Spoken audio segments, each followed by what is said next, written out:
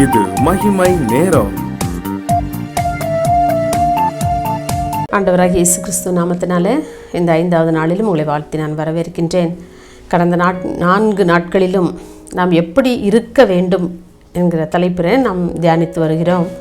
இந்த 5வது நாளிலும் நாம் தைரியமாக இருங்கள் என்று சொல்லி நமக்கு ஆண்டவர் கற்றுத்தருகிறார். 2 நாளாகமும் 32ஆம் அதிகாரம் 7ஆம் வசனத்திலே இவ்வாறு வாசிக்கின்றோம். ஒருவேளை இந்த நாளிலே ஆண்டவர் எதற்காக இந்த வசனத்தை நமக்கு கொடுத்துருக்கிறான்னு சொல்லி தெரியல. ஒருவேளை இந்த நாளில் நீங்கள் மனம் சோர்ந்து அல்லது பலவிதமான கஷ்டத்திலே, பாவத்திலே, பாவ பாரத்திலே அல்லது நோயினாலே ஒருவேளை கஷ்டப்பட்டு கொண்டு இருந்தாலும், மன பாரத்தோடு இருந்தாலும் ஆண்டவர் இன்று உங்களை பார்த்து சொல்லுகின்றார், தைரியம் உள்ளவர்களாக இருங்கள் என்று சொல்லி, தைரியமாக இருங்கள் என்று சொல்லி. எந்த சூழ்நிலையிலும் நீங்கள் மனம் தளர்ந்து போகாதுங்க. ஒருவேளை உங்களுக்கு பண கஷ்டமாக இருக்கலாம், வியாதியாக இருக்கலாம், வறுமையாக இருக்கலாம், பலவித சோதனைகள் வெளியே சொல்ல முடியாத, மனிதர்களிடத்திலே கூற முடியாத எப்படிப்பட்ட பிரச்சனைகளாக இருந்தாலும் ஆண்டவர் இன்றைக்கு உங்களை பார்த்து சொல்லுகின்றார், தைரியமாயிருங்கள் என்று சொல்லி. இந்த தைரியம் நமக்கு அநேக வேளைகளிலே நம்மை விட்டு எடுபட்டு போகிறது. நம்முடைய வாழ்க்கையிலே பல கஷ்டங்கள், பல வேதனைகள், பல துன்பங்கள், பல இழப்புகள், இப்படிப்பட்ட சூழ்நிலைகள் வரும்போது நாம் தைரியத்தை இழந்து போகிறவர்களாக நாம் காணப்படுகிறோம் இல்லையா? ஆனால் ஆண்டவர் இன்றைக்கு உங்களை பார்த்து சொல்கின்றார், நீங்கள் எந்த சூழ்நிலையில் இருந்தாலும் உங்கள் தைரியத்தை மாத்திரம் நீங்கள் இழந்து போகாதீர்கள் என்று சொல்லி. அன்றைக்கு நாம் வேதத்தில் வாசிக்கிறோம். அந்த 2 நாளாக 32ஆம் அதிகாரத்தில் வாசிக்கின்றோம். அன்றைக்கு அசீரியா ராஜாவாகி அந்த செனகரிப் என்பவன் அந்த எருசலேமின் மேல் யுத்தம் பண்ணுவதற்காக அவன் வருகின்றான். வந்திருந்து அவன் சொல்லுகிற வார்த்தைகளை எல்லாம் அவன் யுத்தம் பண்ண வருகிறான் என்கிற செய்தி அந்த யூதாவின் ராஜாவாகி அந்த எசேக்கியாவிற்கும் அவனுடைய ஜனங்களுக்கும், யூதா ஜனங்களுக்கும் தெரிய வருகிறது. இப்படியே செனகரிப் ராஜா எருசலேமின் மேலே யுத்தம் பண்ண வருகிறான் என்று சொல்லி. அதை கேட்ட உடனே ஜனங்களுக்கெல்லாம் இருந்த தைரியம் எல்லாம் உள்ளத்தில் போயிற்று. ரொம்ப வேதனைப்படுறாங்க, பயந்து நடுங்குறாங்க. ஐயோ, அசீரியா ராஜா வந்தால் நம்மளெல்லாம் சிறைப்பிடிச்சிட்டு போயிடுவானே, பட்டணங்களெல்லாம் சுட்டெரித்து போடுவானே என்று சொல்லி ரொம்ப கலக்கமாக இருக்குது. அப்போதான் எசேக்கியா ராஜா இந்த வார்த்தை சொல்லுகிறார். 32ஆம் அதிகாரத்தை 7ஆம் வசனத்தை வாசிக்கிறோம். நீங்கள் தைரியமாக இருங்கள் என்று சொல்லி. ஒரு ராஜா தன்னுடைய ஜனங்களுக்கு தைரியத்தை கொடுக்கிறான். எப்படி கொடுக்கிறான்? ஆண்டவருடைய நாமத்தினாலே. நீங்கள் ஆண்டவரை மாத்திரம் பற்றி நீங்கள் பிடித்து கொள்வீர்களான்னு சொன்னால் நீங்கள் தைரியமாக இருக்கலாம் என்று சொல்லி ஒரு தைரியத்தை தன்னுடைய மக்களுக்கு அவன் ஊட்டுகிறான் அந்த ராஜா. இன்றைக்கு ஒருவேளை அசீரியா ராஜாவை போன்ற பிரச்சனைகள் உங்களுக்கு வந்திருக்கின்றதோ, மனிதர்கள் உங்களோடு கூட உங்களுக்கு எதிராக பேசுகிறாங்களா, அல்லது உங்களுக்கு எதிராக மனிதர்கள் செயல்படுகிறார்களா, இதை குறித்து நீங்கள் கலங்காதுங்க. கர்த்தர் உங்களோடு கூட இருக்கிறார். நீங்கள் தைரியமாக இருங்க. நீங்கள் தைரியமாக இருந்து நீங்கள் அவனுக்கு எதிராக, பிசாசானவனுக்கு எதிராக நீங்கள் போராடும் பொழுது ஆண்டவர் நிச்சயமாக உங்களுக்கு வெற்றியை தர வல்லவராக இருக்கிறார். ஒருவேளை உங்களுக்கு முன்பதாக இன்றைக்கு செங்கடல்கள் அப்படியே இருந்து கொண்டிருக்கிறதோ, செங்கடலை பார்த்து கூறுங்கள், என் ஆண்டவர் உன்னை விட பெரியவராக இருக்கிறார் என்று சொல்லி. யோர்தானை போல கரை புரண்டு ஓடுகின்ற பிரச்சனைகள் உங்களுடைய வாழ்க்கையில் ஓடிக்கொண்டிருக்கிறதோ, இன்றைக்கு யோர்தானை பார்த்து பேசுங்கள், உன்னை விட என் ஆண்டவர் என்னோடு இருக்கிறவர் பெரியவர் என்று சொல்லி. நம்முடைய வாழ்க்கையில் எந்த யோர்தானை காணும் பொழுதும், எந்த அசீரியா ராஜாவை காணும் பொழுதும், எந்த செங்கடல்களை காணும் போதும் இன்றைக்கு ஆண்டவர் நீ அதை பார்த்து நீ பேசும்படியாக ஆண்டவர் கூறுகின்றார்.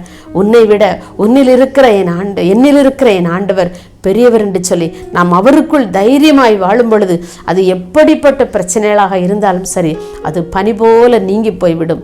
அது மலை போன்ற துன்பங்கள் வந்தாலும் அதை பனி போல நீங்க செய்ய அவர் வல்லவர். எப்பொழுது நாம் அவருக்குள் தைரியமாக இருக்கும் பொழுது.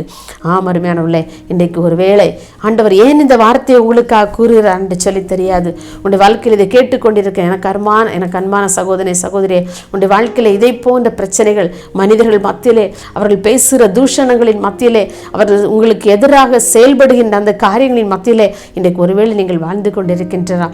தைரியத்தை இழந்து போனவர்களாக, சோர்ந்து போனவர்களாக, மனமடிந்து போனவர்களாக இந்த வார்த்தையை ஒருவேளை நீங்கள் கேட்டுக்கொண்டிருக்கலாம். ஆனால் எனக்கு அன்பானவர்களே, நீங்கள் தைரியமாக இருங்கள். அன்றைக்கு எசேக்கியா ராஜா தன்னுடைய ஜனங்களுக்கு சொன்ன வார்த்தை அதுதான். நீங்கள் தைரியமாக இருங்கள். அந்த ராஜாவை பார்த்து நீங்கள் பயப்படாதுங்க என்று சொல்றாரு. நம்முடைய வாழ்க்கையில் பயம் வரும் பொழுது நாம் எல்லாவற்றையும் இழந்து போகிறோம் இல்லையா? ஒரு சின்ன பிரச்சனைனாலும் சில பேர் பார்த்தீங்கன்னா ரொம்ப பயப்படுவாங்க. அந்த பயம் நமக்குள் இருக்கவே கூடாது.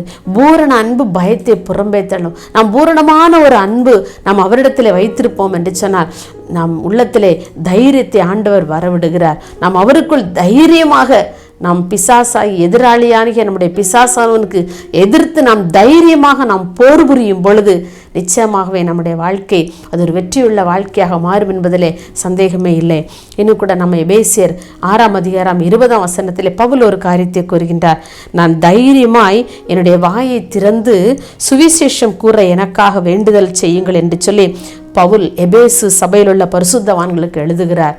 அருமையானவர்களே, நான் தைரியமாய் பேசுவதற்கு ஆண்டவருடைய சுவிசேஷ வார்த்தைகளை நான் தைரியமாக பேசணும். ஒருத்தர் ரொம்ப பயந்துக்கிட்டே இருக்கிறாங்கன்னு சொன்னால் நிச்சயமாக அவங்களுடைய ஆண்டவருடைய வார்த்தையை அவர்களால் பகிர்ந்து கொள்ளவே முடியாது. ஆண்டவருடைய வார்த்தையை அவருடைய அன்பை மற்றவர்களுக்கு சொல்ல முடியாது. ஏன்? அவங்களுடைய உள்ளத்தில் இருக்கிற பயம். நம்மளை எதுவும் சொல்லிடுவாங்களோ, நம்ம பேசுகிற வார்த்தையில் தவறு வந்து விடுமோ அப்படிங்கிற ஒரு பயம் அவனுடைய உள்ளத்தில் இருக்கும்ல. ஆனால் பவுல் கேட்குற பரிசுத்தவான்களுக்கு எழுதுறா, நீங்கள் எனக்காக வேண்டிக் கொள்ளுங்கள். ஏன்? நான் தைரியமாக அவருடைய சுவிசேஷத்தை நான் சொல்லணும், அவனுடைய அன்பை பற்றி நான் மற்றவர்களுக்கு நான் தைரியமாக நான் பேசணும் அப்படின்னு சொல்லி அவங்களோட உள்ளத்திலே ஒரு பாரப்பட்டவராக அவர் எழுதுகிறார். அப்போ அவர் இப்போ சொல்கிறாரு பார்த்தீங்களா, நான் தைரியமாய் என்னுடைய ஆண்டோடைய சுவிசேஷத்தை நான் சொல்கிறதுக்கு எனக்கு ஒரு தைரியம் வேணும், அதுக்காக நீங்கள் ஆண்டோடத்தில் ஜெபம் பண்ணுங்கன்னு சொல்லி பாருங்கள். இன்றைக்கு நம்ம எத்தனை பேர் ஆண்டவருடைய சுவிசேஷத்தை கூறுவதற்கு, அவருடைய அன்பை கூறுவதற்கு, அவருடைய வேத வசனங்களை கூறுவதற்கு எத்தனை பேர் நம்மளே தைரியமாக இருக்கிறோம். ரொம்ப பயப்படுவோம்ல. நம்ம அவங்களிடத்துல பேசணுன்னா அவங்க நம்மளை பற்றி தப்பாக நினச்சிருவாங்களோ, இல்லை அவங்களிடத்தில் ஆண்டவருடைய அன்பை பற்றி நம்ம சொல்ல முடியுமா, ஆண்டவரை பற்றி சொல்ல முடியுமா அப்படிங்கிற ஒரு பயம் நம்முடைய வாழ்க்கையில் இருக்குதுல்ல. ஆனால் ஆண்டவர் சொல்ல, நீங்கள் தைரியமாக இருங்க. எந்த காரியத்தை குறித்து, என்னுடைய வார்த்தை குறித்து பேசணுமா, நீங்கள் தைரியமுள்ளவர்களாய் பேசுங்கள் என்று சொல்லி ஆண்டவர் கூறுகின்றார். இன்றைக்கு பாருங்கள், இப்படிப்பட்ட தைரியத்தை நாம் ஆண்டவரிடத்தில் கேட்கணும். ஆண்டவரே, எனக்கு உம்முடைய சுவிசேஷத்தை கூறுவதற்கு எனக்கு மன தைரியத்தை தாங்கப்பா. இன்னும் வேதத்தில் வாசிக்கிறோம், சமயம் வாய்த்தாலும் வாய்க்காவிட்டாலும் திருவசனத்தை ஜாக்கிரதையாய் நீ பிரசங்கம் பண்ணு. அது நம்ம மேல் விழுந்த ஒரு கடமை. நம்ம கண்டிப்பாக நம்ம ஆண்டவரை பற்றி ஒரு நபருக்கு, ஆண்டவரை பற்றி தெரியாத நபருக்கு கண்டிப்பாக நாம் ஆண்டவரை பற்றி நிச்சயமாய் சொல்ல வேண்டும். எப்போது நம்ம சொல்ல முடியும்? அவருடைய அன்பை ருசித்திருந்தால் மாத்திரமே அந்த பயங்கள் எல்லாம் நம்மை விட்டு ஓடி போகும். அந்த தைரியத்தோடு நாம் அவரை குறித்து மற்றவர்களுக்கு சொல்ல முடியும்ல.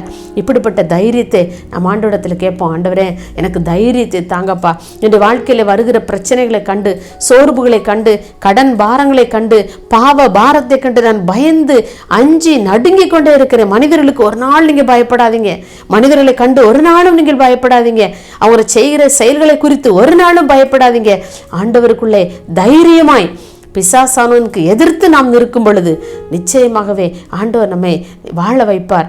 அவருடைய கிருபையினாலே நம்மை நிச்சயமாக உயர்த்தி அவர் நம்மை பாதுகாத்துக் கொள்வார். அப்படிப்பட்ட கிருபைகளை நமக்கு தர ஆண்டவர் வல்லவராக இருக்கிறார். அப்படிப்பட்ட கிருபைகளை தர நாம் ஒரு நிமிடம் ஜெபிப்போமா? மகா இரக்கம் கிருபை நிறைந்த எங்கள் அன்புள்ள இயேசுவே, இந்த அருமையான இந்த 5வது நாளுக்காக நாங்கள் உண்மை நன்றியோடு துதிக்கிறோம் அப்பா. உண்மை நாங்கள் ஸ்தோத்தரிக்கிறோம். இந்த நாளில் கூட ஆண்டவர், நாங்கள் எந்த காரியத்தை குறித்து கலங்காதபடி உமக்குள் நாங்கள் தைரியமுள்ளவர்களாய் வாழ எங்களை இந்த உலகத்தில் வைத்திருக்கிறீரப்பா. உமக்கு நாங்கள் நன்றி செலுத்துகிறோம். நாங்கள் எந்த விதத்திலும் பயந்து நடுங்கி கோழைகளைப் போல என்னுடைய வாழ்க்கையில பின்வாங்கி நில்லாதபடியா, நீங்கள் எங்களுக்கு முன்னால் ராஜாவாக எங்களுக்கு முன்னால் நீங்கள் போறீங்கப்பா, நாங்கள் உமக்கு பின்பதாக நாங்கள் படைகளாக வருகிறோம் என்று சொல்லி நாங்கள் தைரியத்தோடு உண்மை நாங்கள் முன்வைத்து எந்த காரியங்களிலும் செயல்பட கர்த்தர்களுக்கு உதவி செய்யுங்கப்பா. இந்த நாளிலும் கோழைகளைப் போல பயந்து நடுங்கி தன்னுடைய வாழ்க்கையில பின்மாற்றமாய் போன ஒவ்வொருவரையும் இந்த நாளிலே நீங்க எச்சரிக்கிறீங்கப்பா. உமக்கு நாங்கள் நன்றி செலுத்துகிறோம். நீர் உடைய பிள்ளைகளுக்கு தைரியத்தை கொடுங்க. உடைய வேத வாக்கியங்களை எடுத்து சொல்வதற்கு பிள்ளைகளுக்கு தைரியத்தை கொடுங்க. ஊழியக்காரர்களுக்கு தைரியத்தை கொடுங்க. ஆண்டவரே, உடைய கிருபைக்குள்ளாக ஒவ்வொருவரையும் மூடி மறைத்துக் கொள்ளுங்கப்பா. உடைய பிள்ளைகள் ஒவ்வொருவரையும் நீங்க தாங்குங்க. ஒவ்வொருவரையும் தைரியமுள்ளவர்களாய் மாற்றுங்க. ஆண்டவரே, எல்லா பயங்களையும் அவருடைய இடத்திலிருந்து கர்த்தர் நீங்க எடுத்து போடும்படியா நாங்கள் ஜெபிக்கிறோம். அப்படிப்பட்ட கிருபைகளை நீங்க கொடுக்க போறதற்காக உமக்கு நாங்கள் நன்றி செலுத்துகிறோம். இயேசுவின் மூலம் தாழ்மையை கேட்கிறோம் பிதாவே, ஆமென்.